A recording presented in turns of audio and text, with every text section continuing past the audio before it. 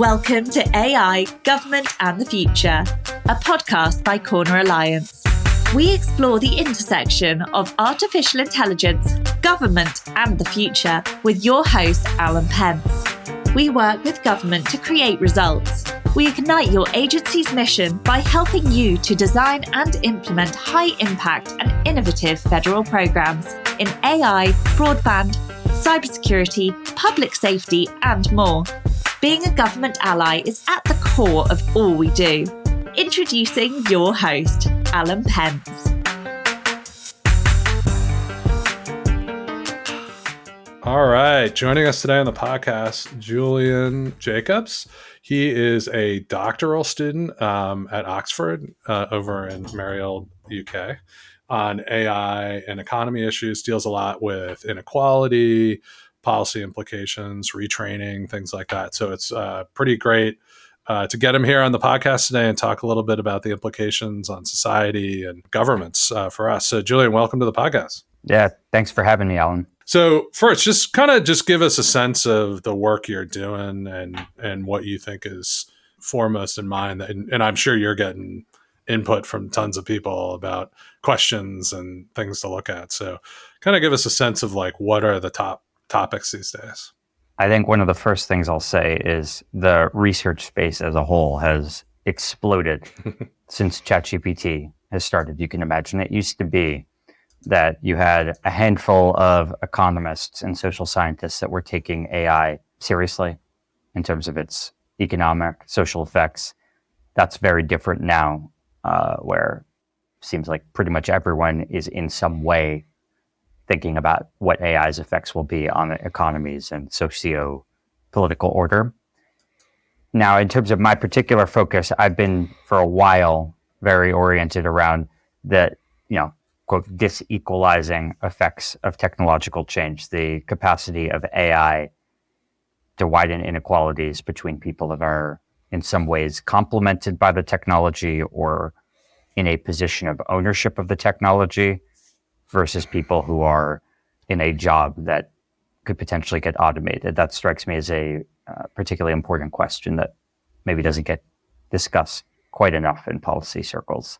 Now, in terms of the substantive research questions, very focused on the financial cycle, very focused on the gap between America's rich and poor, and then very focused on the process by which we might work to build a middle class amid AI. And that deals with things like worker retraining, welfare and workforce adjustment policy, things like that. So I guess the idea is AI technology provides an potential opportunity to retrain maybe middle skill workers who might not be getting paid that much into jobs that are higher paying. Is that the idea? That's right. Exactly. So you're obviously researching that. So is that possible? Is it, or, and what does that look like? That's, you always hear like, oh, you're going to get a green job or you're going to get an AI job. It sounds like very amorphous. What is? Well, it's a very difficult thing to study for many reasons, but probably the biggest reason is with worker retraining in general, in the data, we don't know what the counterfactual is.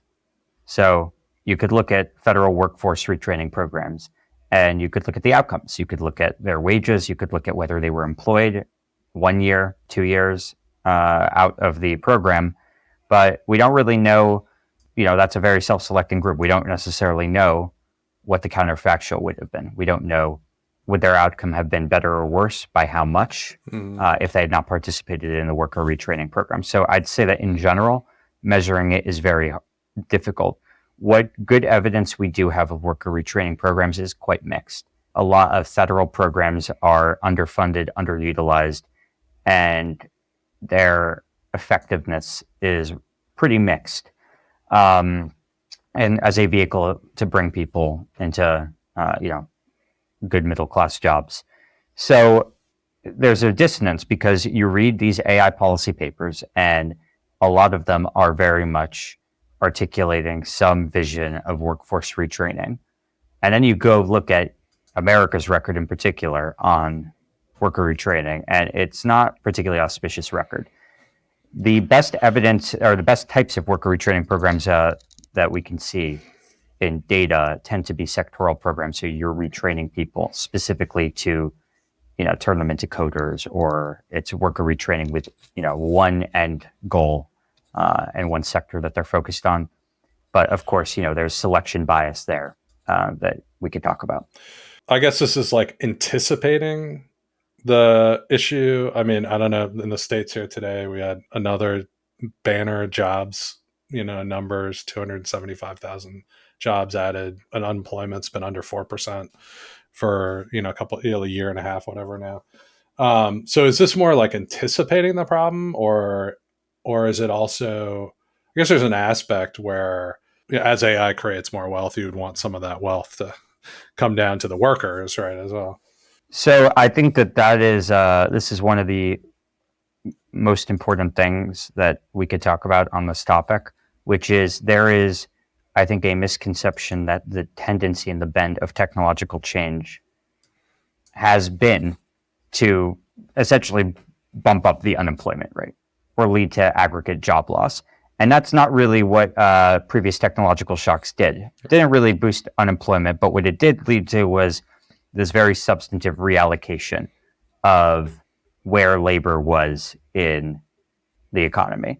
So you saw in the aftermath of post-1980s computerization, you see significant growth at the head and the tail of the wage distribution. So there's a lot of high wage jobs that are getting created that are in effect working with computers.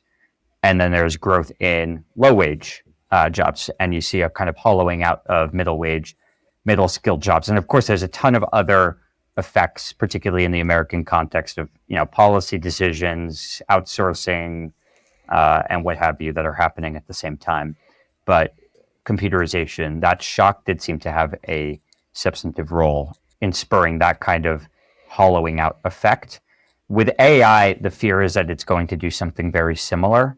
And there are papers that on a preliminary basis seem to suggest that the, quote, productivity effects of AI are being borne out most for the, quote, less, let's put it this way, the less skilled workers within a particular firm. So this is the Klarna kind of thing. I don't know. I assume you've seen their recent claims.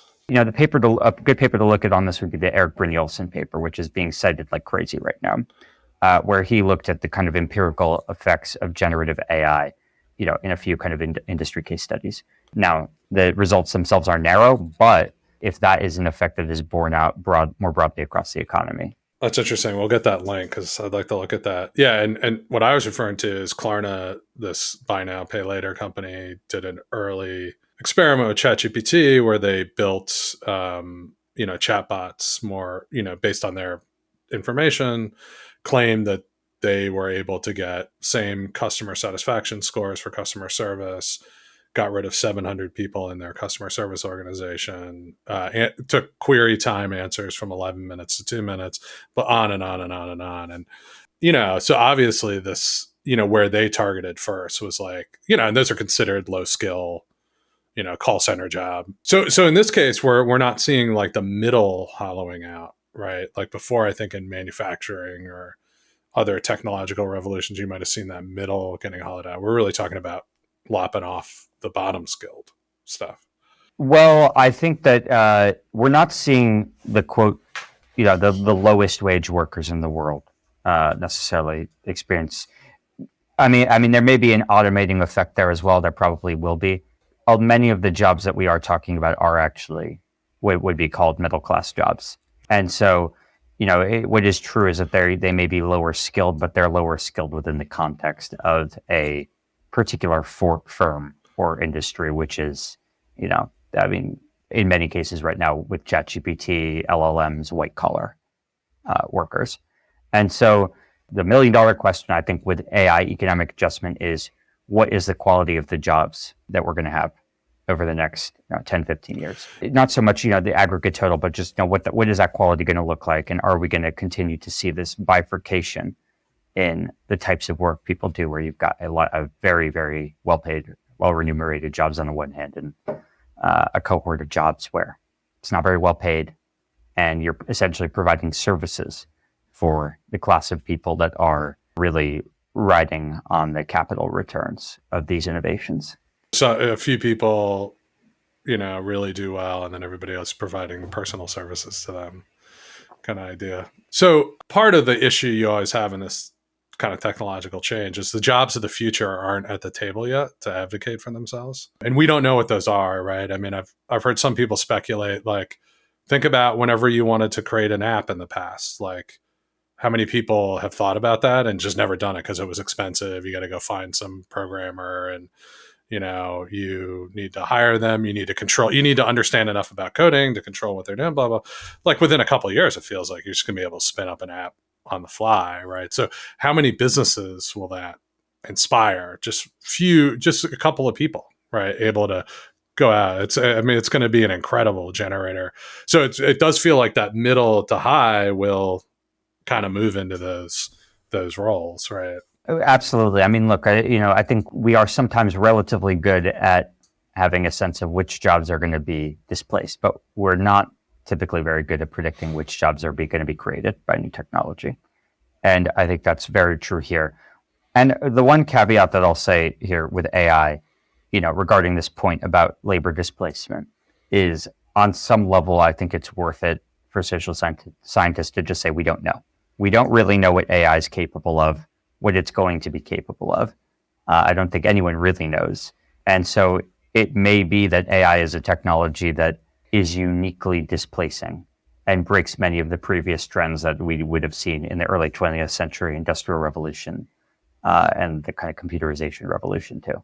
So it may be a totally different beast. So in the long term of economics, right? And I know in the long term we're all dead, right? But it's not like people are working in worse jobs than they were 150 years ago or something. So is it just that over time, the workforce, the people were stuck kind of like in the old technology disruptions, they just died off and new people came in and they took the new jobs that were better?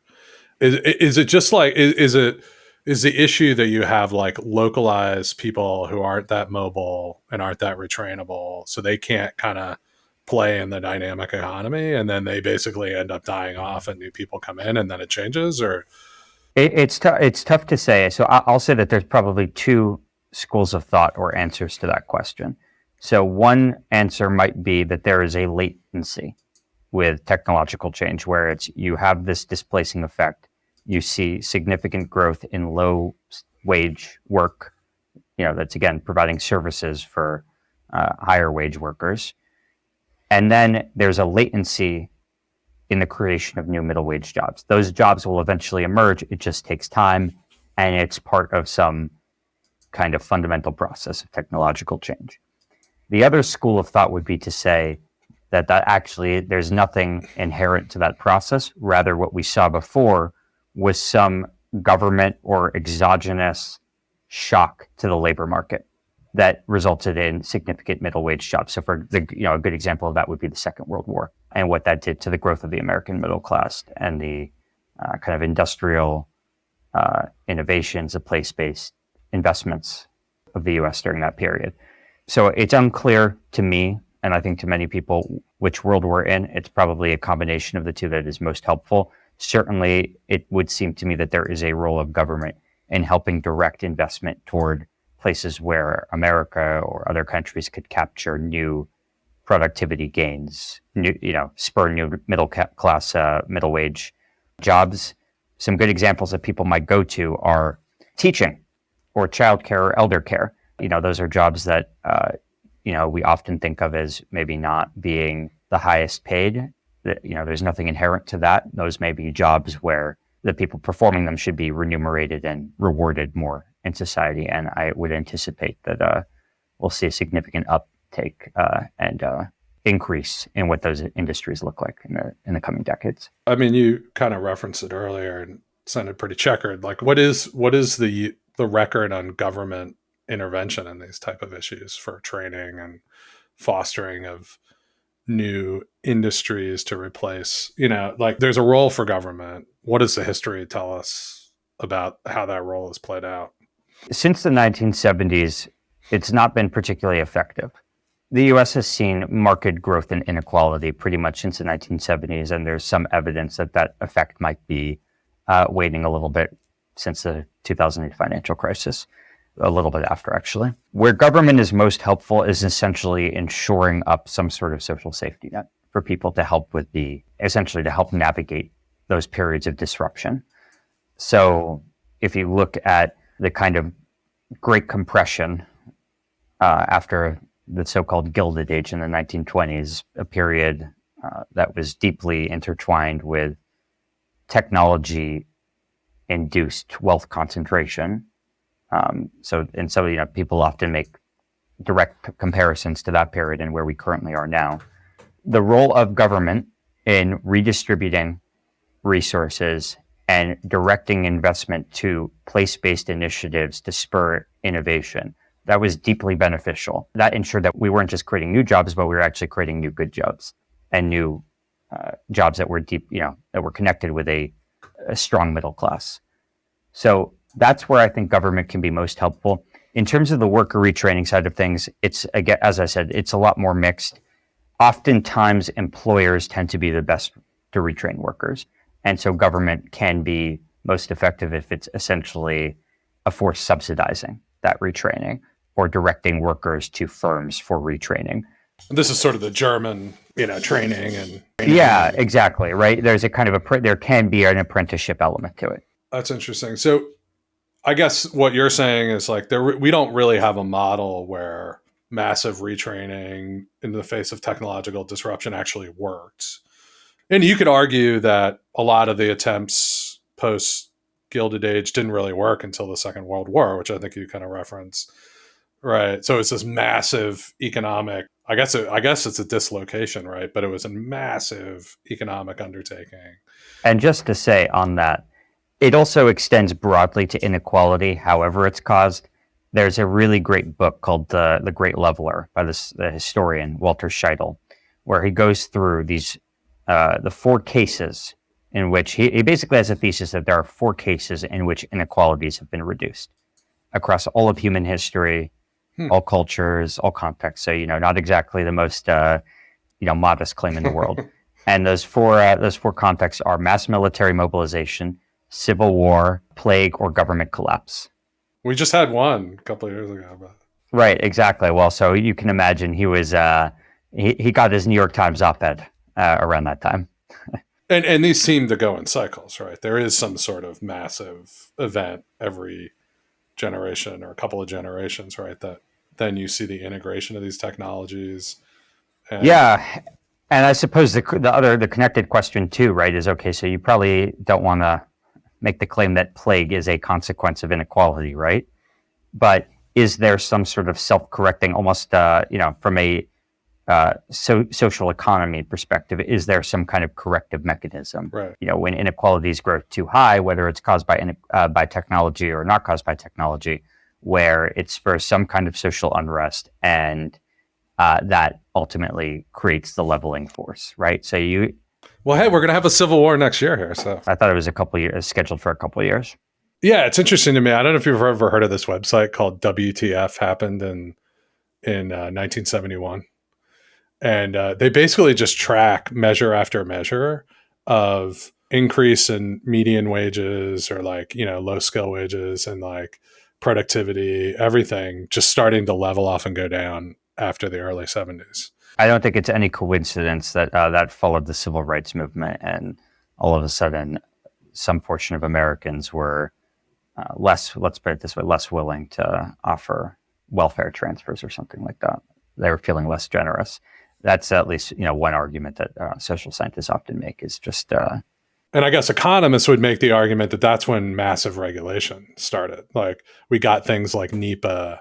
And we got, we stopped being able to build anything in the United States anymore. And since the 70s, we haven't built a refinery in the United States, or, we don't build nuclear power plants anymore. And so I think that both sides of the political aisle would say, oh, there was this break in societal cohesion around these things, right? So to say a few things on kind of post 1970s, right? And I think it is probably helpful to lay out, what those causes, the causes of inequality and just generally the malaise in the American economy have been, and it has been a malaise. I mean, productivity growth has been pretty stagnant since the 1980s.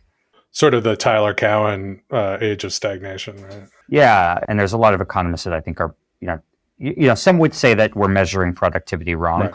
but even if we're just proceeding under the assumption that there hasn't been a whole lot of productivity growth, I would point to a couple things, and some of them go outside of technology itself, which is we, again, post civil rights, really begun this process of substituting direct welfare transfers, access to credit, and cheap credit. So if you look at private credit markets in the United States pre-1970, the U.S. is pretty much in line with where Europe is. And I say this with the context of today. I mean, we're known for our access to credit. Americans, we like our credit cards. We have a very robust, to put it mildly, debt market. And that whole process of financialization, I would argue, and I think a lot of other people would argue, was inherently disequalizing and really turned the U.S. into more of a investment-driven economy, a less robust and dynamic economy as well. To give an example of what it looks like, I mean, imagine you have a real estate market in New York City. Instead of housing being just affordable or a kind of attainable thing for ordinary middle-class people, you extend credit, and it's cheap credit. And on the one hand, that looks like quite a good thing because they can use that. They can use a mortgage to buy homes, but you have a bunch of people competing. It's effectively driving up the asset price of that home. And they're going into more debt. The person who owns that asset is wealthier. And so essentially what you have is a credit-fueled spike in wealth inequalities across the U.S. And I would say that that's certainly been one of the... Theoretically, if you'd use the credit to buy assets that you held and you could hold them, you would have benefited, right? But we see, I mean, I don't know if you've looked at Michael Pettis and Matt Klein's book, Trade Wars or Class Wars. I mean, I think they kind of cite this time period as when basically the Cold War policy of the U.S. on trade stopped working, right? We let our financial markets open, let people import to the United States, to shore them up against particularly Germany, Japan, South Korea, to shore them up against the Soviet Union. That stopped working in the late 60s, early 70s. And it wasn't until we really let it get out of control. And then we kind of clamped down on Japan and the Plaza Accords in the 80s. And then, then we let China in, which blew another hole. And now we're kind of backtracking on that. So I do think they would agree that there's just been this financialization that benefits Wall Street that's kind of screwed the middle class, deindustrialized our manufacturing sector. And it feels like a lot of that is kind of now the effects of that have over 40 years have now done what they've done. And now we're kind of moving back the other way. I mean, absolutely. And we all pay the price for this. I mean, if you're head of Goldman Sachs, you're fine. If you're head of Goldman Sachs, you're probably fine. But, but even in the context of a recession where the government is stepping in, I mean, essentially what we're doing is we're taking private debt and we're turning it into public debt. So this whole cycle of growing American leverage, I think, is deeply intertwined with American inequalities and some of the policy decision-making that followed the 1970s. So I think, WTF happened after 1971 is a pretty apt title. So we got to go back to AI, though. We kind of got a little down the econ thing. Okay, so then you're looking at, all right, potentially there needs to be massive government transfers to people to help them. Well, first of all, number one, I guess we haven't seen massive job dislocation as a result of AI technology, right? So we're talking about future potential. Where are you on ideas like, the government's got to come in and give everybody UBI or universal basic income or something like that? So I'm not a big fan of the UBI. I think that it's a pretty broad, probably highly expensive policy. Yeah. And, there's a saying that I think is kind of apt here, which is a tolerable UBI would be unaffordable. An affordable UBI would be not tolerable. And I think that is kind of the point, right? If you are using a UBI as a supplement for pretty much the entire existing welfare state, that's not, in most versions I've seen of the way UBIs have been proposed, that's not exactly at all a workable way of doing economic adjustment. If you try to run a UBI in addition to the existing welfare state, well, it's not necessarily the most efficient program, and there are some legitimate questions about how expensive it would be to roll out something like that. Now, the good news is I actually think there are some quite good policies in the US that really just need to be expanded. The earned income tax credit being one example of that.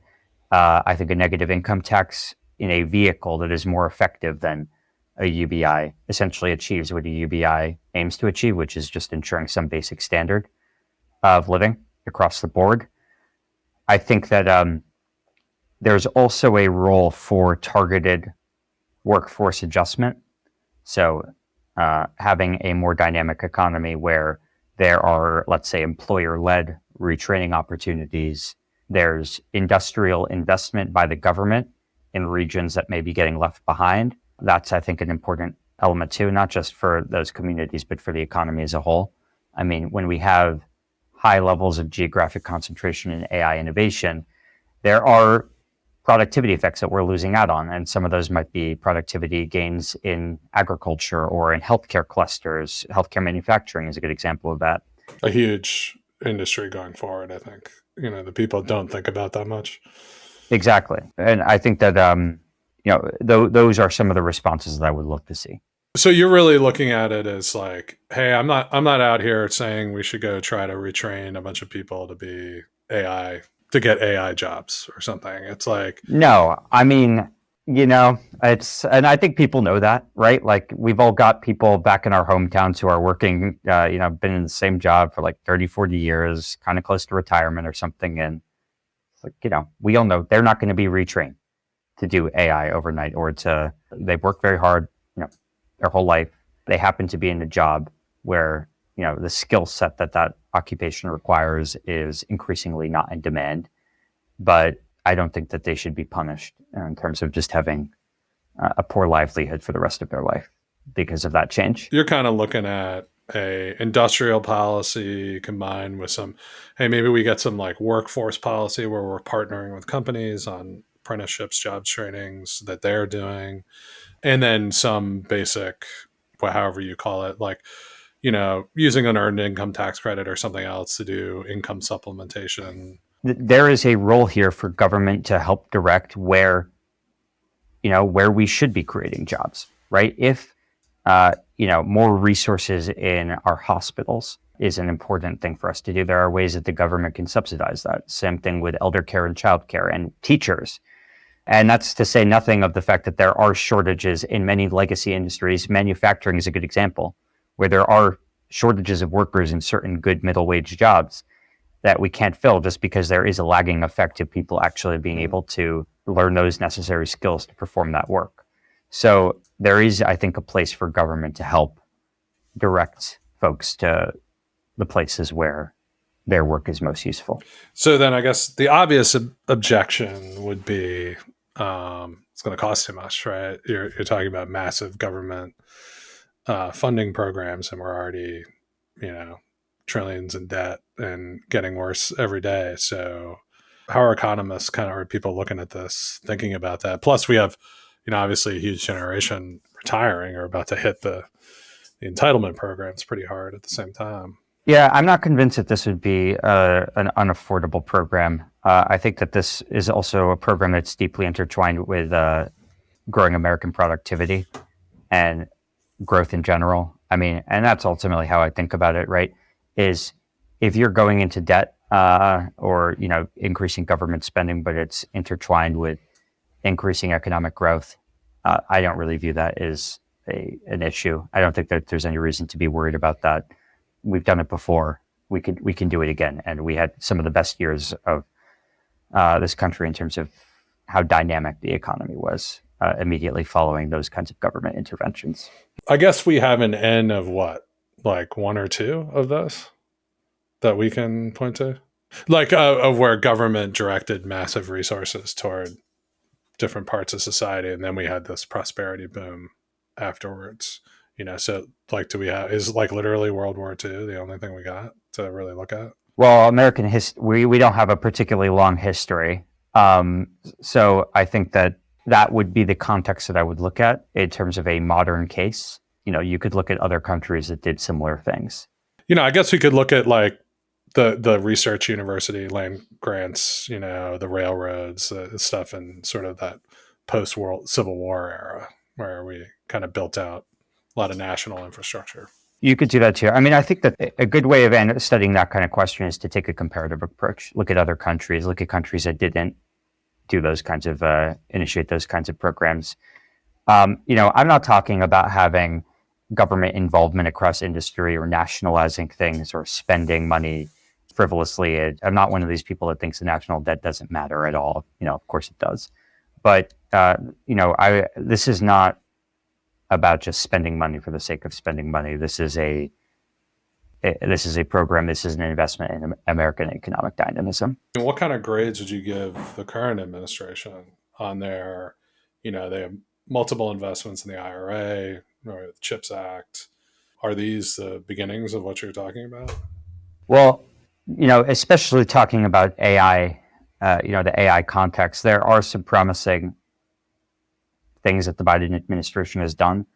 The National Science Foundation has been funding AI institutes, where those are regionally diffuse, essentially funding clusters that are in many cases working to complement legacy industries with AI. So there's a case of Iowa farming where they're deploying AI and researching AI use cases in farming. And that's in theory boosting productivity in the farming cluster there. Build Back Better Regional Challenge. Many of the grants that have gone out there are, again, these kinds of regionally diffuse AI enabled or intertwined funding packages or innovation plans. So those are things, two examples of things I would look at. I would say that the potential of the Biden administration to fund kind of place-based investment, a greater role for industrial investment, was much better than it turned out in practice. I think that within their policies, there's the skeleton of some quite good initiatives. So what do we learn from it? Like, where do we go next now that we're? I mean, I would like to see continued growth in those place-based investments, and I'd like to see a investment in the earned income tax credit, funding for the earned income tax credit, funding for trade adjustment assistance, the widening of trade adjustment assistance to include technological disruption as well, so that workers who are displaced not just by trade but also by AI can benefit from that kind of program. Those are some of the things that I would point to. And, I think that there's some element of broader U.S. economic policy that maybe isn't even focused on AI per se, that is a little bit more bent on having an economy with a strong middle class that will help with AI economic adjustment, even if it's not tailored for AI. Okay. So that's on the sort of income transfer side, but I guess on the investment into, new industrial tech and all and that side. So you're kind of seeing things like the CHIPS Act or IRA. That's just the beginning of what we need to do. I think that's right. And are you seeing any areas or looking at some of the studies, like where is it we need to put this money to? Where do we need to be investing going forward that we aren't currently? Well, I'll give one example, which is, I think, the healthcare sector. I mean, there's incredible potential for AI to make the healthcare sector much, much more efficient, cut down on costs, and really bolster, one of the largest industries in the United States. That's an area where I'd love to see future administrations invest. Yeah. I was actually at the summit where this woman was talking about all the genetic therapies that are coming. And she had sort of all these concentric circles. And in the middle was what already existed. There were some names there that you'd seen. But just 2 years out around that circle were just dozens of names, and it was all broken up by sector, right? And it was just, there were names everywhere. I mean, there's so much stuff coming. And so she was interviewed after giving her presentation, and they asked her what the problem's going to be. And she said, manufacturing this stuff.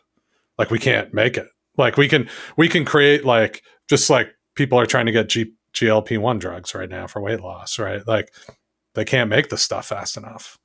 And in a lot of cases, we've lost some of the capabilities and skills, but others need to be developed. So it does strike me that's a massive, thing that we could be investing. And I'm sure parts of what we're doing in advanced manufacturing and things like that are hitting that. But I think it's a really good area. It's an exact thing. Like that's a growing part of the economy, right? Aging population makes huge productivity. If you hit it right, it's going to be the world leading industry, and it's exactly where we should be investing for the future. And in theory, something where you would imagine bipartisan support would be possible. And I'd say that this is not so much a prediction as more of a question, which is AI has significant national security implications. And there's a lot of the research coming out of the federal government is very cognizant of the national security, military implications of AI. And so I do wonder whether that actually makes it easier to deploy government spending in the spirit of building a strong middle class and generating bipartisan support. Again, taking kind of these historical examples, the U.S. has tended to pair those kinds of big spending programs with some sort of military national security context. And so I guess overall, sort of the message I take is like, look, this is coming.